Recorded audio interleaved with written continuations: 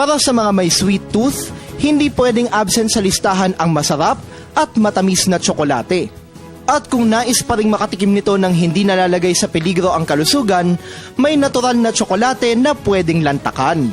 Sa chocolate shop na ito sa Cape Town, South Africa, may kakaibang proseso ng paggawa sa itinuturing na paboritong panghimagas ng buong mundo. Kumpara kasi sa 130 degrees centigrade na ginagamit ng ibang kumpanya sa paggawa ng tsokolate, dito sa Honest Chocolate, niluluto nila ang kanilang tsokolate sa init na 42 degrees centigrade pababa. Ginagawa nila ito upang mapanatili ang mga natural na mineral at antioxidants na taglay ng cocoa na makatutulong para sa magandang kalusugan. Sa halip rin na asukal, agave nectar ang ginagamit ng mga artisan ng shop upang mabalanse ang lasa ng kanilang produktong tsokolate. Base sa maraming pag-aaral, napatunayan na ang benepisyo ng tsokolate, lalo na ang dark variety nito, bilang pampababa ng blood pressure at pangontra sa depression.